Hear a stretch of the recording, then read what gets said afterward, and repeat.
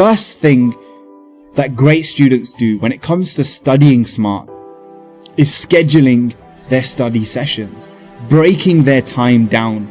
A lot of us, we fail to understand that time is actually something you can control. What do I mean by this? Well, what I mean is you have 24 hours in a day, 86,400 seconds. And the person who has planned and prepared every single one of those to the best of their ability, they're going to get more out of their time.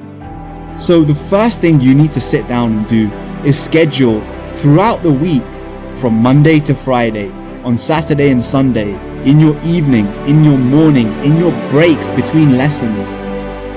What studying are you going to do? Which topic are you going to focus on?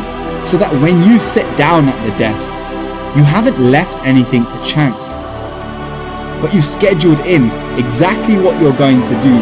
So it requires less brain power, precious brain power that you need to focus on learning, to focus on studying effectively.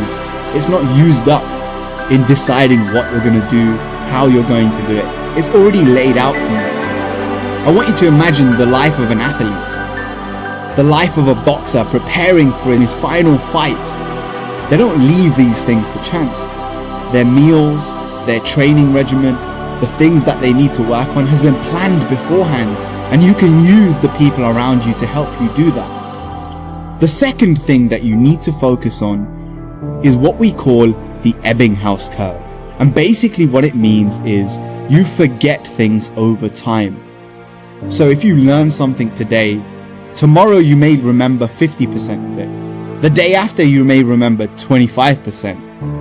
And within a week, you might only remember 5%. That's the way that your brain works. The quicker you understand this, the quicker you can factor this in to your studying regimen. So let's take a look at this. You use a technique called spaced repetition. So if you study a topic on day 1, you want to come back to it on day 3, day 5, day 7, and space your repetition out. The more you repeat things, the deeper the memory becomes. And that brings us to the next tip, which is depth of processing. When you take in information, if you want to remember it more effectively, a very powerful way of doing this is to remix that, is to change that information. So if you're looking at information in a textbook, think of a rhyme, think of a pattern, maybe make a video, maybe make a colored diagram, an illustration to help you to change that information, to help you remember it at a deeper level. You don't just want to read it and study it and then regurgitate. You want to change it in some way. So the next thing is get to your spot. And what I mean by this is, what is the space, the place, the environment that you're the most productive in, that you're the most focused in? One of the things that we forget as human beings is that we are influenced by our environment. The kind of student that you are in your classroom is different to the kind of student that you're going to be in your bed. When you're under the covers and you've got your laptop on your lap, you're going to be more productive in one area than another. So find out what that is for you and make sure you get to that spot as quickly as possible. Most of the difficulty when it comes to studying is not in the studying itself. It's in the activation energy required. I talked about this in the previous video that I did with this channel. Go ahead and go and check that one out. Sometimes we focus on getting more motivation, improving our techniques, and trying to fuel our rocket ship even more.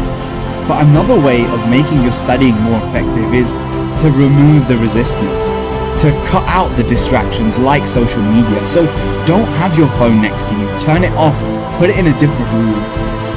Remove any kind of distraction, and I'm talking about people.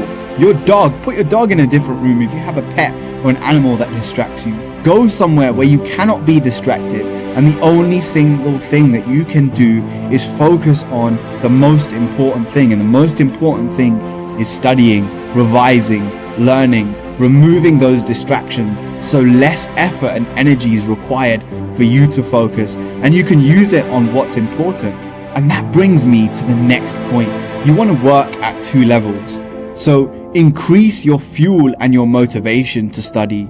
Think about and write down, tell people why you're doing this. I'm doing this because I want to become a doctor, an engineer, an entrepreneur, a social activist, a campaigner. And at the same time, remove the blocks that are stopping you. Remove the activation energy required for you to start studying. So before you go to bed at night, have your notebook out and ready on your desk. Make sure it's free of any clutter. Even have the pen ready. So the only thing you have to do is sit down and start taking notes. You don't even have to write the title or the date, because those things are already done. And what you want to realize here is that success is a setup. It's not an accident. So make it happen that way. Plan and set yourself up for success.